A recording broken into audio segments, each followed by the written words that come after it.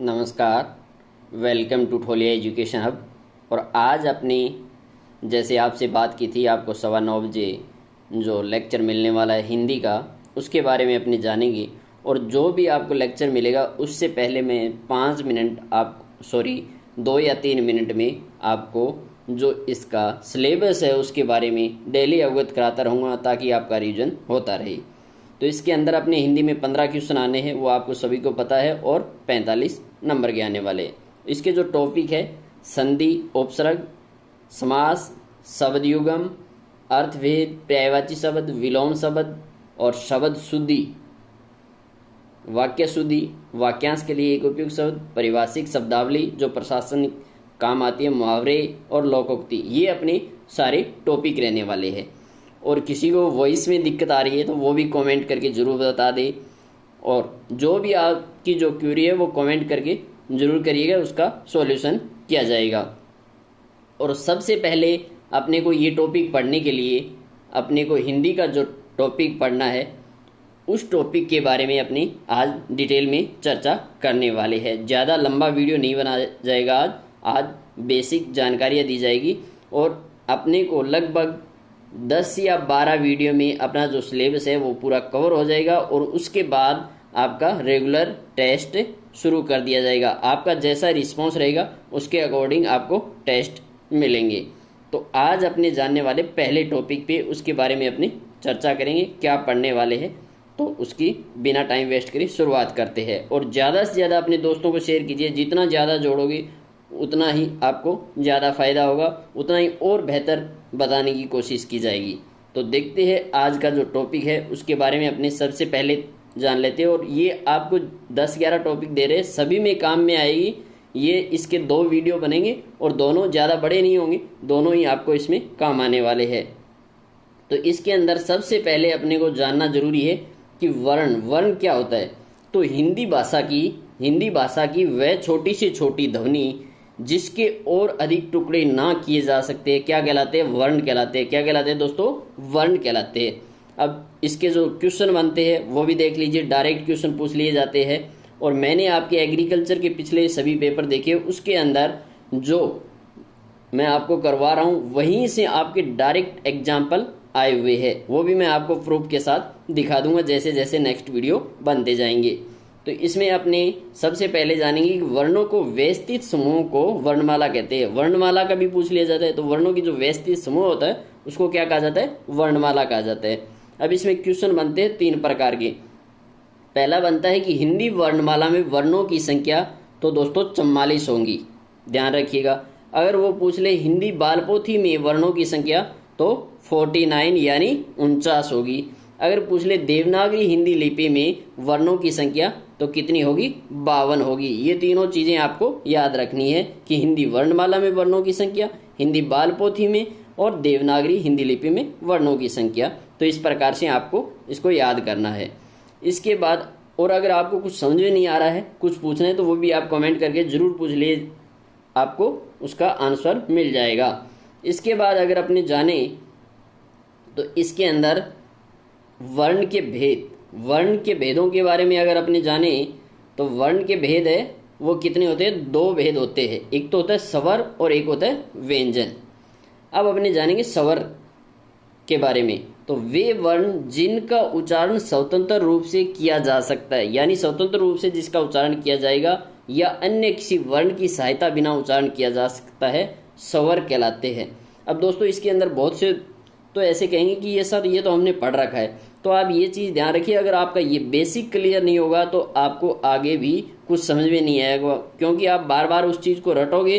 रटने के बाद जब एग्जाम में जाते हो तो वहाँ पे आपको कंफ्यूज हो जाता है, क्योंकि वहाँ बहुत कुछ आपको देखना होता है और उसी के अकॉर्डिंग आप फिर कंफ्यूज हो जाते हो उसमें। और एक बात और मैं बताना चाहूँगा आपको कि आप A4 साइज पेज ले लीजिए और उसके अंदर इनके जो 10-12 लेक्चर बनेंगे वो आप वहाँ पे नोट्स बना लीजिए। इसमें आपका ज़्यादा टाइम वेस्ट नहीं होगा। और ये जो आप नोट्स बनाओगे ये ज़्यादा बड़े नहीं बनेंगे, कम से कम 20 या 25 पेज बनेंगे, और वो आप एक दिन में रिवीजन कर सकते हो। क्योंकि अभी तो आप वीडियो को जब बार बार एग्जाम टाइम में नहीं देख पाओगे, और बार बार देखने का फायदा भी नहीं होता है। बार बार वीडियो मत देखना, एक बार अच्छे से समझ लेना इसको, ताकि आपका टाइम भी वेस्ट ना हो। तो और आप इस पेज पे बनाने का एक रीजन है कि आप इस पेज पे बनाओगे तो कम पेज बनेंगे, और एक एक पेज होगा तो पढ़ने का भी मन करेगा। नहीं तो आपके पास बुक्स भी है तो उससे बार बार फिर रिविजन नहीं हो पाता है, और ये आपको रिविजन करने में इसमें टाइम नहीं लगेगा फिर। तो इसलिए आप A4 साइज पेज पे आप इनके साथ साथ नोट्स भी बना लीजिएगा कि स्वर वे वर्ण जिनका उच्चारण या तो स्वतंत्र रूप से किया जा सके या अन्य किसी वर्ण की सहायता बिना उच्चारण किया जा सके तो क्या कहलाते हैं दोस्तों? स्वर कहलाते हैं। अब ये संख्या में पूछ ले तो संख्या में 11 होते हैं दोस्तों, जबकि मात्राओं की संख्या 10 होती है। ये चीज ध्यान रख लीजिएगा कि इनकी क्वेश्चन पूछे जाते हैं डायरेक्ट यहाँ से कि ये संख्या में 11 होते हैं जबकि मात्राओं की संख्या 10 होती है। अब इनको मैं बता देता हूँ आपको अच्छे से कि इसके अंदर अपने जो ए होता है इस पे मात्रा नहीं होती, बाकी 11 स्वर पे 11 स्वर होते हैं, इसके अंदर 10 पे मात्रा होती है, 10 है मात्रा स्वर की। ये जो अलग अलग मैंने आपको यहाँ पे डिफाइन करके दिखा रखी है, यहाँ से आप देख सकते हो। इसके बाद एक नोट कर लीजिएगा, यही बात है कि ए एक ऐसा स्वर है जिसकी कोई मात्रा नहीं होती, इसलिए मात्रा 10 होती है और स्वरों की संख्या है वो 11 होती है। इसके बाद अपने जानेंगे स्वर के भेद। इस मतलब स्वर के भी भेद होते हैं, ये भी ध्यान रख लीजिएगा। तो स्वर के भेद में अपने क्या जानेंगे कि हर्षव स्वर होता है और एक होता है दीर्घ स्वर। अब हर्षव स्वर की बात करें तो उसके अंदर ए, ई, उ और री होता है, 4 होते हैं। कितने होते हैं? हर्षव स्वर के अंदर 4 होते हैं। और इसके अंदर इसको हर्षव स्वर को जैसे लघु, मूल और रूढ़। अब क्या करते हैं, बंदा कंफ्यूज हो जाता है कि हर्षव स्वर नाम दे दिया तो वो देख लेगा, और ऑप्शन में 2 इसमें से उठा, 1 इसमें से उठा लेगा और 3 इसके दे देगा कि हर्षव स्वर पूछ लेगा, तब तो वो बता देगा। लेकिन वो क्या है, लघु, मूल या रूढ़ नाम दे के और चेंज कर देगा कि लघु स्वर या मूल स्वर या रूढ़ स्वर बताओ, तो वो कंफ्यूज हो जाएगा। इसलिए ये नाम भी याद रखिएगा। इसके बाद है दीर्घ स्वर। अब दीर्घ स्वर की बात करें तो आ, ई, उ, ए, ऐ, ओ, औ 7 होते हैं। कितने होते हैं दीर्घ स्वर? 7 होते हैं। और हर्षव स्वर 4 होते हैं। टोटल 11 स्वर होते हैं। अब इसके बाद इसके भी नाम याद रखिएगा। क्वेश्चन इस प्रकार से फंसा लेता है कि अपने पढ़ के तो अच्छे से गए होते हैं, लेकिन ये चीजें ध्यान में नहीं दी होती तो अपना क्वेश्चन गलत हो जाता है।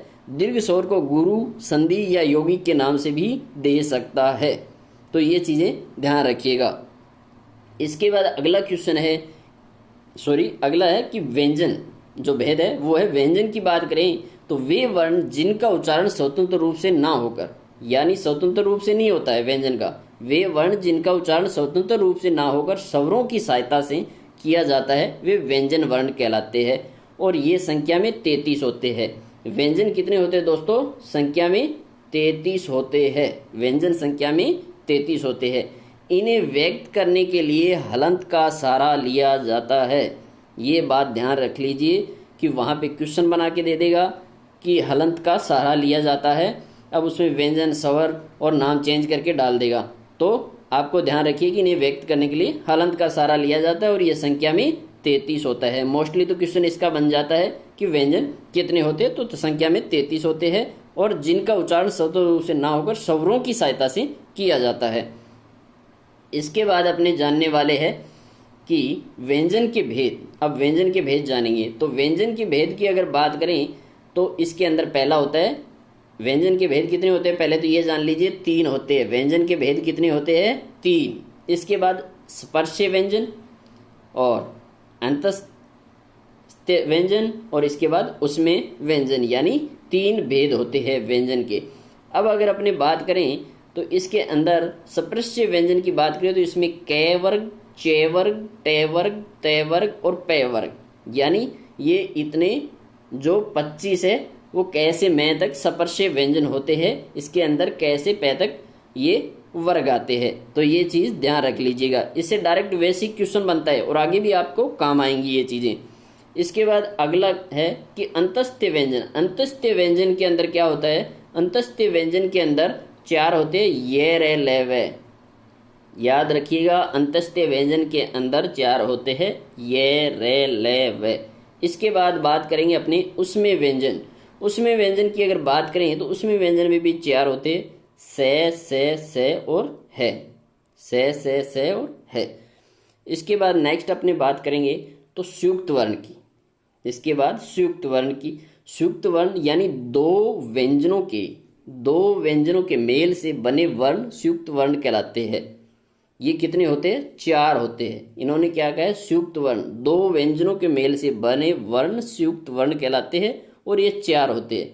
हर लाइन में क्वेश्चन बन रहा है यहाँ पे, ये ज्यादा है नहीं, बेसिक है। और इसके 2 लेक्चर बनने वाले हैं, एक आज कर लेंगे और एक कल कर लेंगे। इसके बाद क्षय, त्रय, ज्ञेय और श्रेय। इसके अंदर अपने को जानना है कि क्षय की अगर बात करें अक्षय की, तो कैसे, यानी कैसे ख तक शब्दकोश की बात, और ये क और स से मिलकर बना होता है। त्रय की बात करें तो तय और रे से मिलकर बना होता है, और तय और थे इसका शब्दकोश होता है, यानी यहां से यहां के बीच में आने वाले। गे के बाद बात करें तो जय और ने, और ये जय से झ के बीच में शब्दकोश। और श्री की बात करें तो री की से और रे। ये चीजें ध्यान रख लीजिए, ये पूछ लिया जाता है डायरेक्ट क्वेश्चन देके। और इसके बाद से सह तक। और कुछ चीज समझ में नहीं आए तो आप कमेंट करके जरूर पूछ लीजिएगा। इसके बाद अगर अपने बात करेंगे तो अयोग वाह वर्ण। अयोग वाह वर्ण वे वर्ण जिनका योग न होने पर भी साथ साथ चलते हैं, जो न तो स्वर होते हैं और न ही व्यंजन, क्या कहलाते हैं? अयोग वाह वर्ण।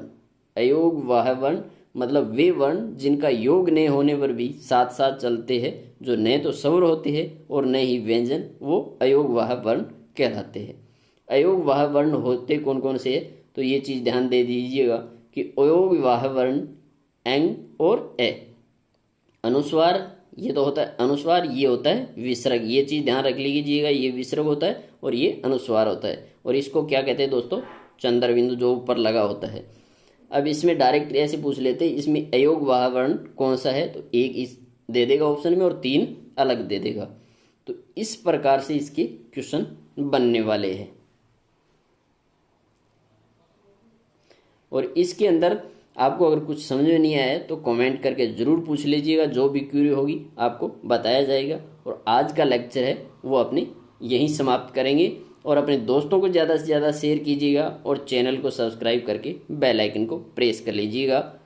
अब मिलते हैं अपने नेक्स्ट लेक्चर के अंदर, नेक्स्ट अपडेट आए। तब तक के लिए जय हिंद, जय भारत, वंदे मातरम।